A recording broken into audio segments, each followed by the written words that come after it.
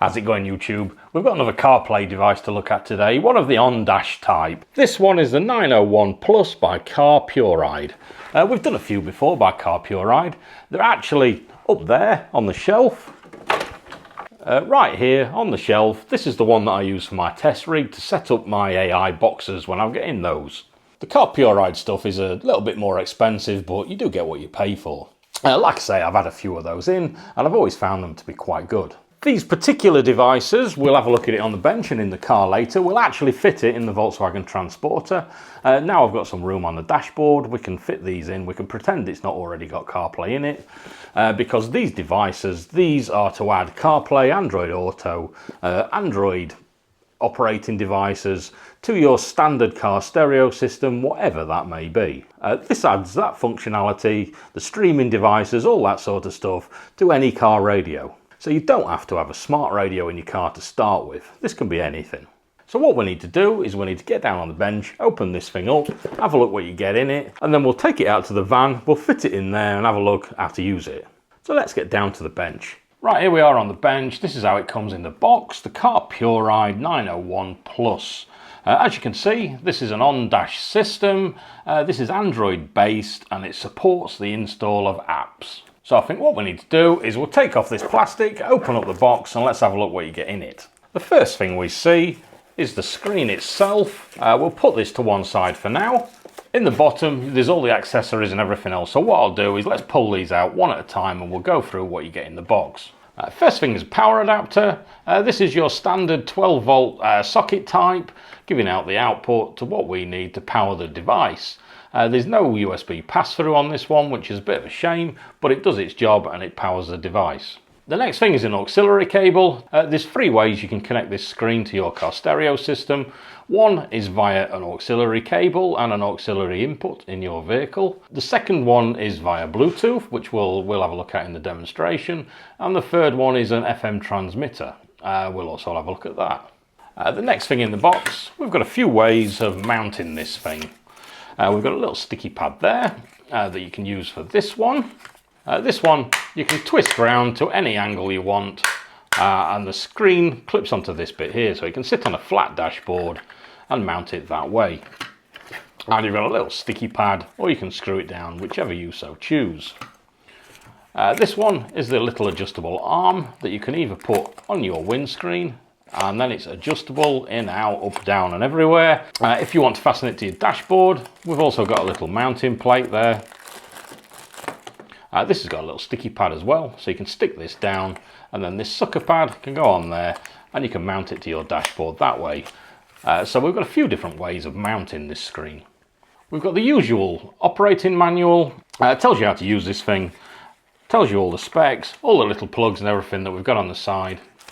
Right, so onto the screen itself. If we open this up, we can have a look at it. Taking this out of the box, we've got a 9-inch HD IPS capacitive screen.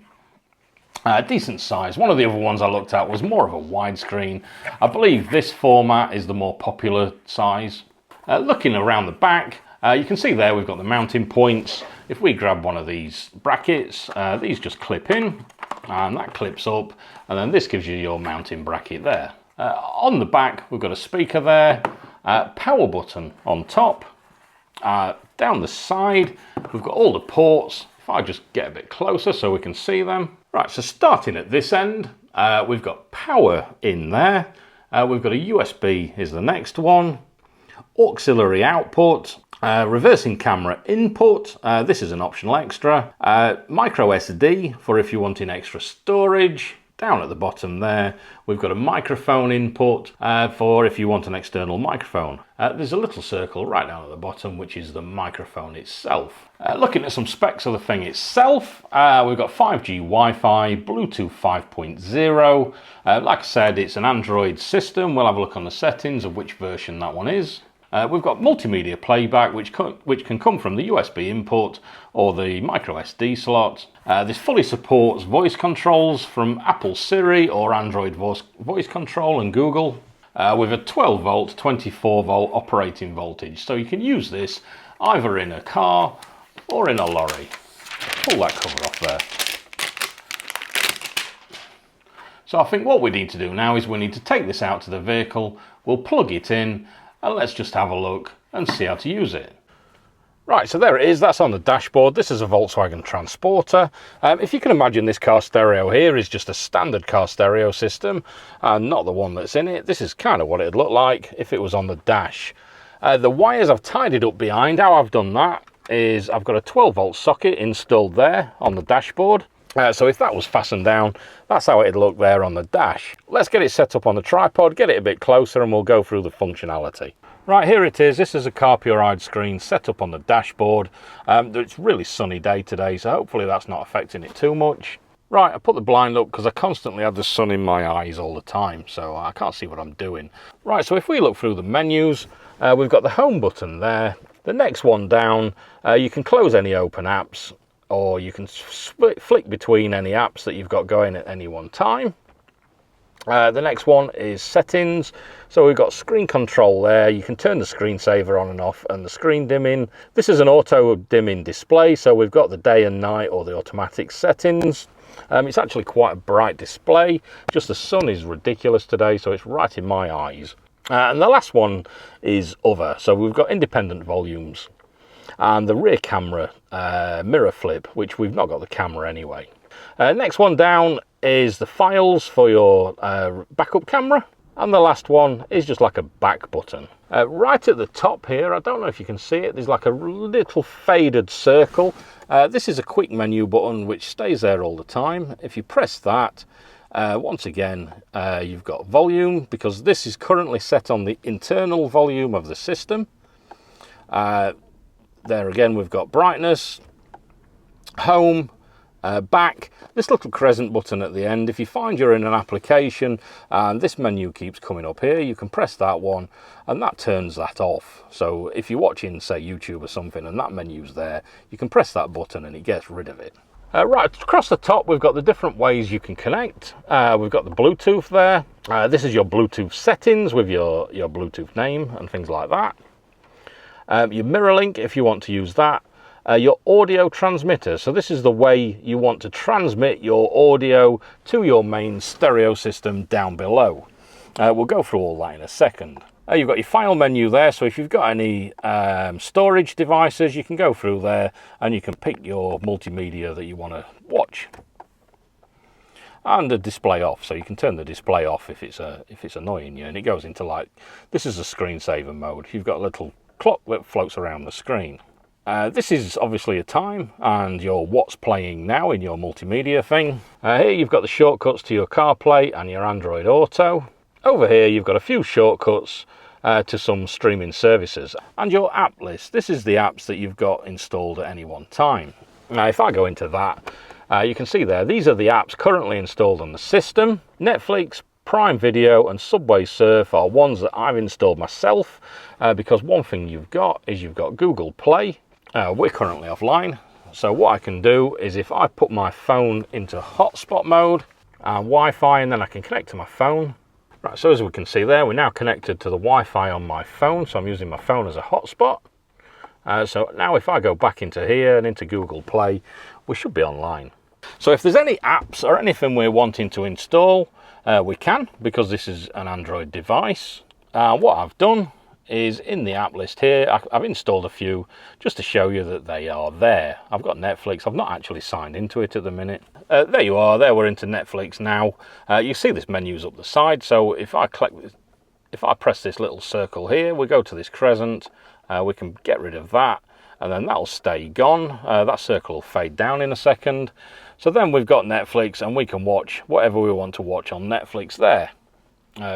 If we go back to home, same again, I've got Prime Video on there, Subway Surf, so if you do want to play some games, you can play some games on this as well. This button as well, actually, what you can do is you can grab it and you can move it around the screen and put it to where you want it to be. You see how it fades out there? And there we are. So if you want to play games on this thing, you can do that. Probably not the best thing to do while you're in some traffic, but it plays this nice and smooth. Everything's working as it should.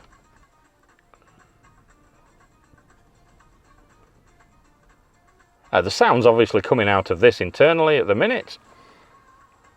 Right, so let's get out of this.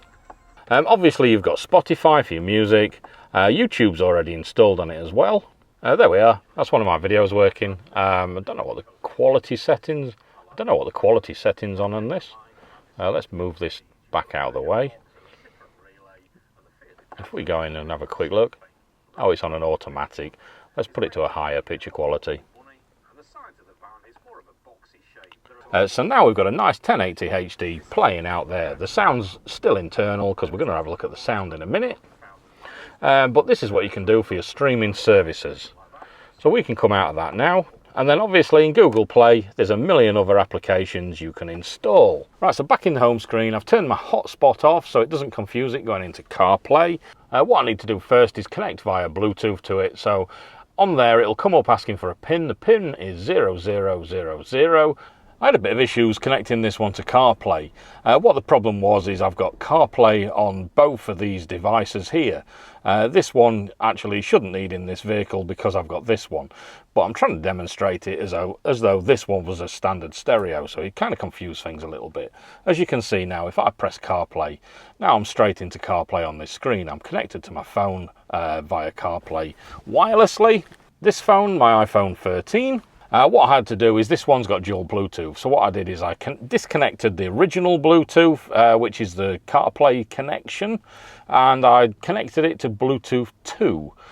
So now it's connected to Bluetooth 2 on this one, and it's connected to your normal CarPlay on this one, which is kind of how you would have it in your normal car, and how I used to have it set up in my Fiesta. Whereas the phone was connected to this one via Bluetooth, which gave you all your hands-free and all this sort of stuff. This is the best way to connect to these, by the way. So if your vehicle has got Bluetooth built into it for hands-free and that sort of thing, connect to your vehicle via Bluetooth, and then connect to this one for your CarPlay. What it'll do is the sound will come out of this one, and this one will be your display. So let me give you an example. If I go to music in here, right, so there you are. What you can see now is it's coming out of this. Well, you can't actually see it, but if I press this mute button there, what you can see is I'm muting it on this stereo here. So the music is coming out of this stereo, but we're controlling it with this screen here. So if I pause it,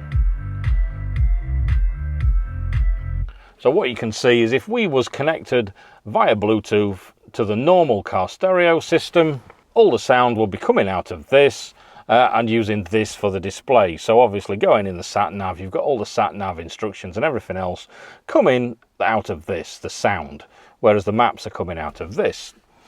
So that is one way of getting the sound out of this system. If we go to exit, we go to audio transmit. Like I said before, there's a few different ways. That first one I've just shown you is the Bluetooth projection mode. So what it does there is the screen is connected to both this screen and this stereo system, as we've just shown.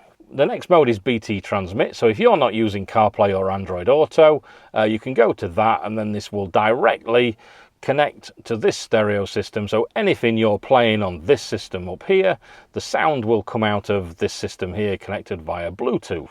I've got native audio turned on there, so whatever we're doing, the sound comes out of this stereo system. You can turn that off, so it's literally not coming out of here at all, and it's just all coming out of here. But what it'll automatically switch between the two when you're on this projection mode. This is the default mode for the stereo, and the best one which I'd recommend to use, the one that I would use if I was using this screen all the time. The next one we've got is auxiliary output. As we've said, we've got the cable, this one here. What we can do is we've got a little aux plug there on this radio. Some cars have them, some cars don't, so you can plug this into your aux via this cable, plug it into the aux on the back of the screen, and then you'll have a perfectly good sound quality coming out of there into your auxiliary input on this one. If you've got neither auxiliary input on your car stereo or Bluetooth projection, so you've got no Bluetooth connection on this, your final option is FM transmitter. if we turn that on, what this will do is if we go into more settings, you can see there it'll transmit the audio on a frequency. So what we need to do is go down to this radio here. Let's say 106.10. What we can do is go to this audio transmitter, go to more settings. If we make this transmit on 106.10, you can hear there the hissing has gone quiet, everything's stopped. So this is transmitting at this frequency. This is receiving at this frequency. So now if we go back into the CarPlay again, we'll go to music. Let's play this music again.